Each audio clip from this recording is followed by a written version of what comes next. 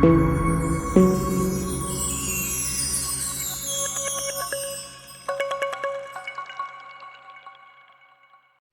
Friends, എല്ലാവർക്കും D K വ്ളോഗിലേക്ക് സ്വാഗതം. എല്ലാവരും സുഖമായിട്ടിരിക്കുന്നോ? ഇവിടെ ഞങ്ങളും നന്നായിട്ടിരിക്കുന്നു. ഇന്നിപ്പം ഞാൻ ഉണ്ടാക്കാൻ പോകുന്നത് നല്ലൊരു കൊഴുവ പീരയാണ്. കൊഴുവ മീൻ കൊണ്ട് നല്ല പീര ഉണ്ടാക്കാനാണ് ഞാൻ ഇന്ന് വിചാരിച്ചേക്കുന്നത്. അതിന് വേണ്ടിയിട്ട് ഞാൻ കൊഴുവ നന്നാക്കി വെച്ചിട്ടുണ്ട്, നന്നായിട്ട് കഴുകി വൃത്തിയാക്കി വെച്ചിട്ടുണ്ട്. അതുപോലെ തന്നെ 2 കുടംപുളി വെള്ളമൊഴിച്ച് 2 3 പുളിയുടെ അനുസരിച്ച് നമുക്ക് അതും ഞാൻ ചൂടുവെള്ളം ഒഴിച്ച് സോക്ക് ചെയ്യാൻ വെച്ചിട്ടുണ്ട്. പിന്നെ കുറച്ച് തേങ്ങ ചിരണ്ടി അതും വെച്ചിട്ടുണ്ട്. ചുവന്നുള്ളി അത് ക്ലീനാക്കി വെച്ചിട്ടുണ്ട്, നന്നായിട്ട് തൊലിയെല്ലാം പൊളിച്ച് അതും വെച്ചിട്ടുണ്ട്. പിന്നെ ഇതിനകത്ത് ഞാൻ ചുവന്നുള്ളിയും പിന്നെ കാന്താരി മുളകാണ് ഞാൻ ചേർക്കാൻ പോണത്. പച്ചമുളകിന് വലിയ എരിവില്ലാത്തത് കൊണ്ട് ഞാൻ കാന്താരി മുളകാണ് ചേർക്കുന്നത്. പിന്നെ ഇതെല്ലാം ഞാൻ നന്നായിട്ട് ഒന്ന് എടുത്തൊക്കെ വെച്ചു. ഫിംഗർ ക്യാപ്പ് കീറിയതായിരുന്നു, കാരണം ഒരു നല്ല പോർഷൻ നോക്കി ഞാൻ തിരിച്ചിട്ടു. എന്നിട്ട് പിന്നെ ചുവന്നുള്ളി ചെറുതായിട്ട് കീറി ഇട്ടു. അങ്ങനെ ഓരോ ചുവന്നുള്ളി ഞാൻ നന്നായിട്ട് കീറി ഇടുന്നുണ്ട്. ചുവന്നുള്ളി സവോള ചേർക്കേണ്ടവർക്ക് സവോള ചേർക്കാം, എളുപ്പത്തിന് സവോള ചേർക്കുന്നവരുണ്ട്. പക്ഷേ സവോളയിലും ഒക്കെ ഒന്നുകൂടി ടേസ്റ്റ് നമുക്ക് എപ്പോഴും ചുവന്നുള്ളി ചേർക്കുമ്പോഴാണ്. അത് ഏത് കറിക്കായാലും ചുവന്നുള്ളി ചേർക്കുമ്പോൾ ഒരു പ്രത്യേക ടേസ്റ്റ് തന്നെയാണ് സവോളയ്ക്ക് പകരം. ഇപ്പം ചിക്കനൊക്കെ ആയാലും ചുവന്നുള്ളിയാണല്ലോ പണ്ടൊക്കെ നമ്മൾ ഉപയോഗിക്കുന്നത്. അപ്പം വീട്ടിലൊക്കെ ആയാലും അങ്ങനെയാണല്ലോ നമ്മൾ ചുവന്നുള്ളി കൂടുതലും ചേർക്കുന്നത്. അതിന് ടേസ്റ്റും കൂടുതലുണ്ട്. പിന്നെ ഇപ്പോഴൊക്കെയാണ് പിന്നെയാണ് നമ്മൾ സവോള ചേർക്കാൻ തുടങ്ങി. ഈ പീരയ്ക്കായാലും സവോള ചേർക്കേണ്ടവർക്ക് അങ്ങനെ ചേർക്കാം. ഒരു ഇച്ചിരിയും കൂടെ നല്ലത് ചുവന്നുള്ളി ചേർക്കുന്നതെന്ന് മാത്രമേ ഉള്ളൂ. അപ്പോൾ അത് എങ്ങനെയാണെന്ന് വെച്ചാൽ അവരവരുടെ ചോയ്സ് പോലെ നമുക്ക് ചെയ്യാം. അപ്പം ഞാനത് കുറച്ച് ചുവന്നുള്ളിയൊക്കെ എടുത്ത് നന്നായിട്ടൊന്ന് അരിഞ്ഞ് കീറി ഇടുന്നുണ്ട്. എന്ന് വെച്ചാൽ ഒത്തിരി കട്ടിക്കാക്കി അരിഞ്ഞില്ല, ഒന്ന് കനം കുറച്ചൊക്കെ തന്നെ, ഒത്തിരി കനം കുറച്ചില്ല, നല്ല കടിക്കത്തക്ക രീതിയിലൊന്ന് അരിഞ്ഞിട്ടിട്ടുണ്ട് നല്ല ഇതായിട്ട്. പിന്നെ മീൻപീരയെക്കുറിച്ച് പറയുമ്പോൾ മീൻപീര എനിക്ക് വലിയ താല്പര്യമൊന്നുമില്ലായിരുന്നു നേരത്തെ വീട്ടിലൊക്കെ ഉണ്ടാക്കുമ്പം. പക്ഷെ അമ്മ നന്നായിട്ട് ഉണ്ടാക്കുമായിരുന്നു. എനിക്ക് അതിനോട് വലിയ എന്തോ ഇഷ്ടമില്ലായിരുന്നു തേങ്ങാപ്പീരയൊക്കെ ചേർക്കും. പക്ഷേ ഇപ്പം അങ്ങനെയൊന്നുമില്ല. ഇപ്പം എല്ലാം നേരത്തെയൊക്കെ ഭയങ്കര ഇമ്പങ്ങളൊക്കെ നോട്ടം ഉണ്ടായിരുന്നു. ഇപ്പം അങ്ങനത്തെ നോട്ടമൊന്നുമില്ല. അങ്ങനെ അത്യാവശ്യം എല്ലാം ഞാൻ കൂട്ടും. അങ്ങനെ ഇതും എനിക്ക് വലിയ ഇഷ്ടമില്ലായിരുന്നെങ്കിൽ കൂടി ഇപ്പം ഞാൻ എല്ലാം കൂട്ടും, എനിക്കിപ്പം ഇഷ്ടമാണ്. അങ്ങനെ ഞാനെല്ലാം ചുവന്നുള്ളി ഓൾമോസ്റ്റ് എല്ലാം തന്നെ ഞാൻ അരിഞ്ഞു കഴിഞ്ഞു. പിന്നെ തേങ്ങയൊക്കെ ആയാലും ഓരോരുത്തരുടെ ഇഷ്ടത്തിനനുസരിച്ച്, ഒത്തിരി തേങ്ങ ഇഷ്ടമുള്ളവർക്ക് ഒത്തിരി ചേർക്കാം. പിന്നെ ഞാൻ മീൻ ഇവിടെ കുറച്ചല്ലേ എടുത്തിട്ടുള്ളൂ. ഇവിടെ എല്ലാവർക്കും ഒന്നും വലിയ താല്പര്യമില്ല മീൻ പീര കൂട്ടാനായിട്ട്. ഇപ്പം എനിക്ക് തോന്നുന്നു ഇങ്ങോട്ടേക്ക് അങ്ങനെ അധികം മീൻ പീരയുടെ പരിപാടി ഇല്ലെന്ന് തോന്നുന്നു. മീൻപീര കൂടുതലും ഉള്ളത് അങ്ങോട്ടേക്കൊക്കെയാണ്, കോട്ടയത്തേക്കൊക്കെ മീൻപീരയുണ്ട്. ഇവിടെ വലിയ ആർക്കും താല്പര്യമില്ലാഞ്ഞിട്ടാണോ എന്നറിയില്ല, ഞാൻ അങ്ങനെ അധികം വെച്ച് കണ്ടിട്ടില്ല. ഇങ്ങോട്ടേക്ക് എനിക്ക് തോന്നുന്നു അധികം വെക്കാറില്ല എന്ന് തോന്നുന്നു. പക്ഷെ അങ്ങോട്ടേക്ക് നന്നായിട്ട് വെക്കും. അപ്പം അവിടെ കോട്ടയത്തേക്കൊക്കെ മീൻ കറിയും മീൻ പീരയാണ് കൂടുതലും നമുക്ക് ഇതായിട്ട് തോന്നിയിരിക്കുന്നത്, കൂടുതലും നമ്മൾ വെക്കാറ്. അങ്ങനെ ഞാനൊരു ചെറിയ ചട്ടി എടുത്തിട്ടുണ്ട്. അതിലേക്ക് ഞാൻ ഈ അരിഞ്ഞ് വെച്ച ചുവന്നുള്ളി എല്ലാം അതിനകത്തോട്ട് ഇട്ട് കൊടുത്തു. എന്നിട്ട് പിന്നെ കാന്താരി മുളക് ചേർക്കുന്നുണ്ട്. കാന്താരി മുളക് വലുതുണ്ടായിരുന്നു കേട്ടോ, അപ്പം ഞാൻ അതൊന്ന് ജസ്റ്റ് കീറി ഇടുന്നുണ്ട്. എല്ലാം കീറി ഇടുന്നവർക്ക് അങ്ങനെ ഇടാം. ഞാനിപ്പോൾ എല്ലാം ഒന്നും കീറി ഇടുന്നില്ല, ഇങ്ങനെ ജസ്റ്റ് ഒന്ന് ഇട്ട് കൊടുക്കുന്നത് മാത്രമേ ഉള്ളൂ. പിന്നെ ചതച്ചിട്ട് ഇട്ട് കൊടുക്കുകയാണെങ്കിൽ അതും നല്ലതാണ്. പിന്നെ ഞാൻ ഒത്തിരി എരിവായിപ്പോയെങ്കിലും എന്ന് ഓർത്ത് ഞാനത് എല്ലാം ഒന്നും കീറിയിട്ടില്ല, അത്യാവശ്യം ചുമ്മാ ഇങ്ങനെ ഇടുമായിരുന്നു. പിന്നെ അതിലേക്ക് തേങ്ങാപ്പീര ഇട്ടു. തേങ്ങാപ്പീര ഇതെല്ലാം കൂടി ഇട്ട് നന്നായിട്ട് തിരുമ്മി വേണം നമുക്ക് വയ്ക്കാം. അപ്പോൾ അതിന് വേണ്ടിയിട്ട് മുളക് പൊടിയും മഞ്ഞൾപ്പൊടിയൊക്കെ ഒരു ഇച്ചിരി ചേർക്കണം നമുക്കൊരു പീരിന്. ഒത്തിരി കാന്താരിയൊക്കെ ചേർക്കുന്ന കാരണം തന്നെ അത്യാവശ്യം നല്ല എരിവുണ്ടാവും. പിന്നെ നമ്മൾ മുളക് പൊടിയും മഞ്ഞൾപ്പൊടിയും ഒരു ലേശം ചേർത്ത് അതും നന്നായിട്ട് ഇളക്കി തിരുമ്മി വേണം നമുക്ക് വയ്ക്കാൻ. എന്നിട്ട് മീനും ഇട്ടിട്ട് നന്നായിട്ട് തിരുമ്മണം.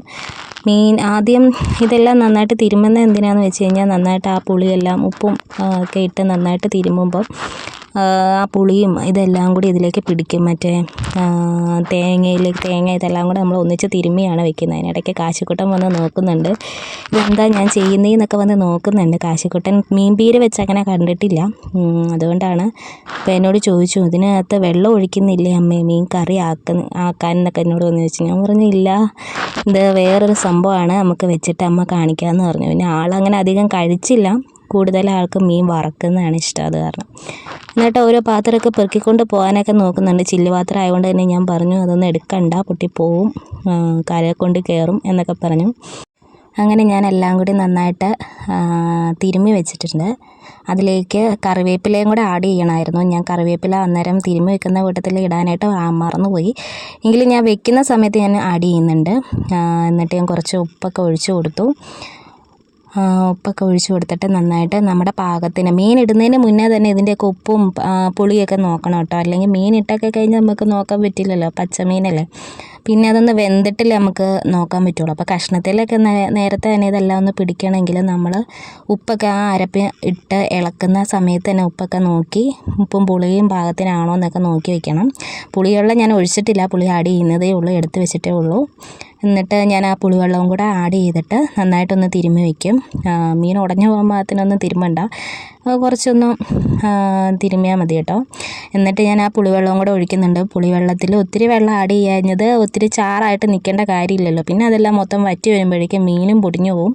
ഒന്നാമത് കൊഴുവ മീനാണ്, ചെറിയ മീൻ, അപ്പോൾ അതൊക്കെ പൊടിഞ്ഞു കഴിഞ്ഞാൽ നമുക്ക് കാണാനും ഒന്നുമില്ല, കൂട്ടാനും ഇല്ലാണ്ടായി പോകും. കാരണം ഞാൻ അധികം ഇതൊന്നും ഇട്ട് തിരുമുന്നില്ല. പിന്നെ വെള്ളം കുറച്ച് അത് വേഗം പാകത്തിന് മാത്രം നികക്കെയാണ് വെള്ളം ഒഴിക്കുന്നത്. അങ്ങനെ അതെല്ലാം ഒഴിച്ച് ഞാൻ തിരുമ്മി എല്ലാം വെച്ചിട്ടുണ്ട്. എന്നിട്ട് ഇത് നമുക്കിനി അടുപ്പത്തേക്ക് വെക്കാൻ മാത്രമേ ഉള്ളൂ. അടുപ്പത്തേക്ക് വെക്കുക, എന്നിട്ട് അടച്ച് വെച്ച് ആദ്യം വേവിക്കണം. അത് കഴിഞ്ഞിട്ട് അടച്ച് വെച്ച് വേവിച്ചിട്ട് പിന്നെ ആ വെള്ളം വറ്റാനായിട്ട് തുറന്ന് വെച്ച് വേവിക്കണം. അത്ര മാത്രമേ ഉള്ളൂ ഇതിൻ്റെ പരിപാടി. പിന്നെ ഞാനിതെല്ലാം നോക്കി. പിന്നെ കറിവേപ്പിലയുടെ കാര്യം ഇപ്പം ഞാൻ ഓർത്തു, പിന്നെ കറിവേപ്പില ഫ്രിഡ്ജിൽ നിന്ന് എടുക്കണമായിരുന്നു. അത് ഇച്ചിരി വാടിപ്പോയായിരുന്നു കേട്ടോ കറിവേപ്പില, പച്ച കറിവേപ്പില കിട്ടിയില്ല. അങ്ങനെ ഞാൻ ഗ്യാസൊക്കെ കത്തിച്ച് ചട്ടി അതിലേക്ക് കയറ്റി വെച്ചു. എന്നിട്ട് അത് നമുക്ക് നന്നായിട്ടൊന്ന് വേവിച്ചെടുക്കണം. മീൻ പെട്ടെന്ന് വെന്തോളൂ കേട്ടോ. പുളി ഇതൊക്കെ നമ്മൾ തിരുമ്മിയൊക്കെ വെച്ചേക്കുന്ന കാരണം അതെല്ലാം അരപ്പിലേക്ക് പിടിച്ചിട്ടൊക്കെ ഉണ്ട്. പിന്നെ ജസ്റ്റ് ഒന്ന് ചൂടാക്കി ആ മീൻ വേഗം പാകത്തിന് മാത്രം.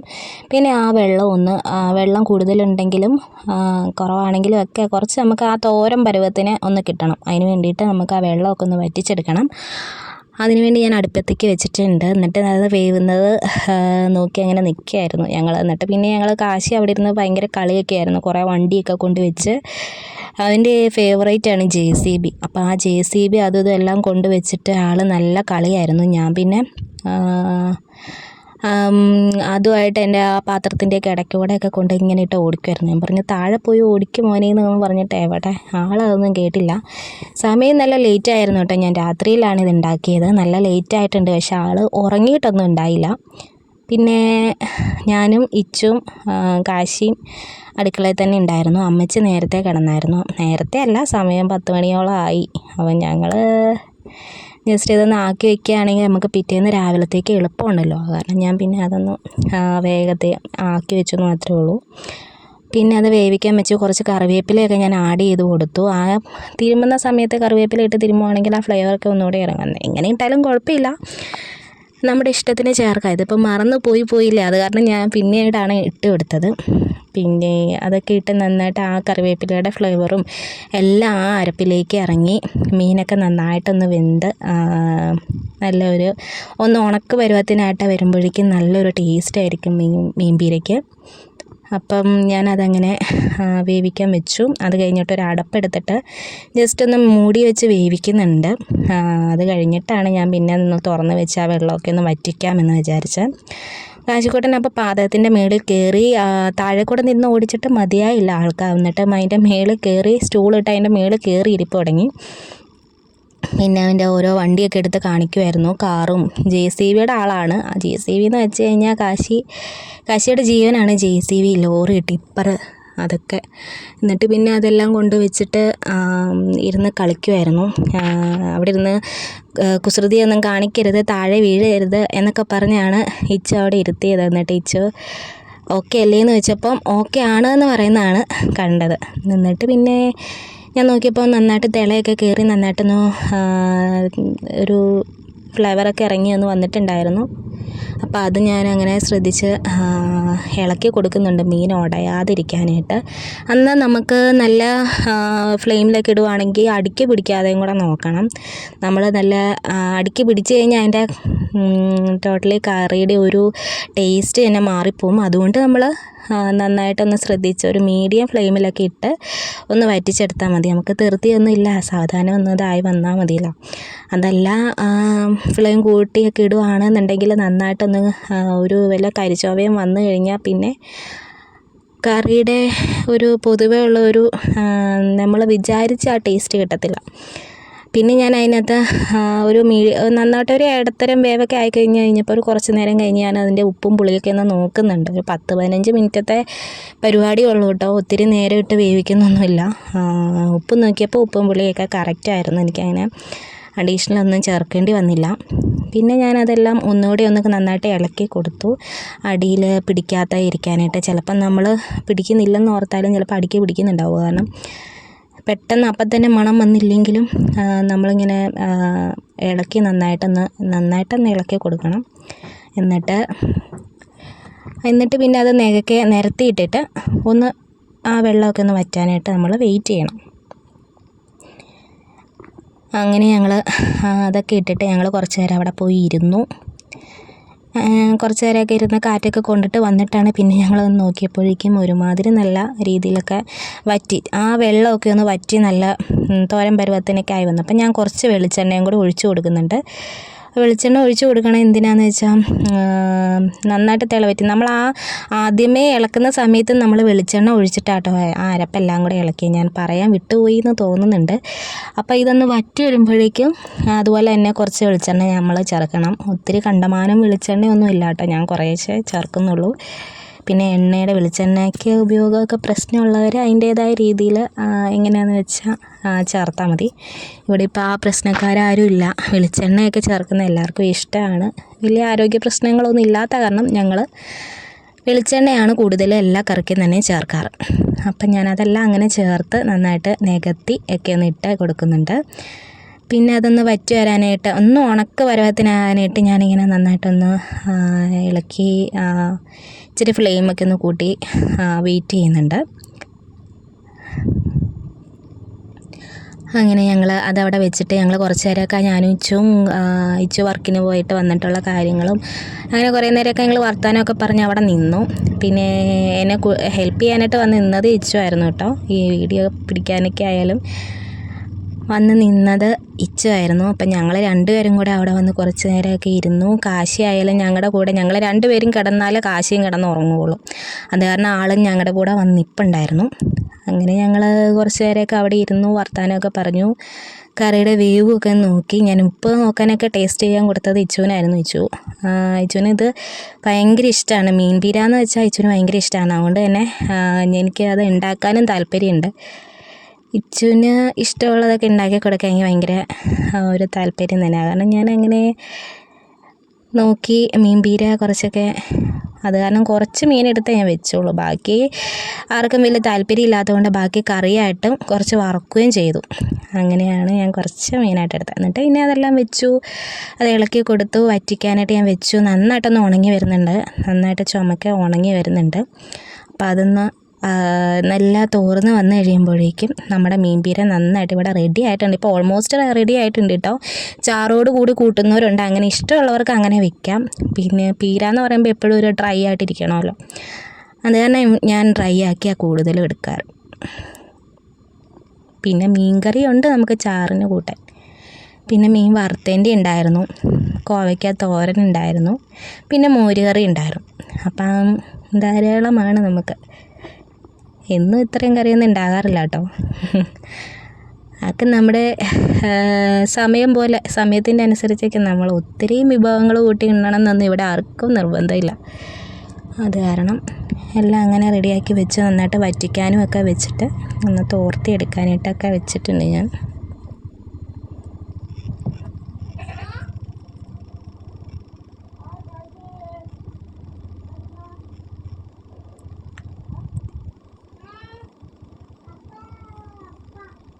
അപ്പം നമ്മുടെ മീൻ പീര ഇവിടെ നന്നായിട്ട് റെഡി ആയിട്ട് വന്നിട്ടുണ്ട്.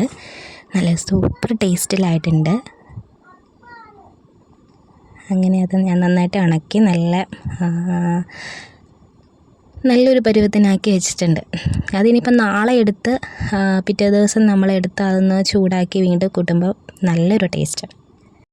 അങ്ങനെ ഇതാണ് നമ്മുടെ മീൻ പീരയുടെ ഫൈനൽ ലുക്ക്. അങ്ങനെ എല്ലാവർക്കും ഇഷ്ടമായെന്നുണ്ടെങ്കിൽ ലൈക്ക് ചെയ്യാനും സബ്സ്ക്രൈബ് ചെയ്യാനും മറക്കരുത്. Thank you.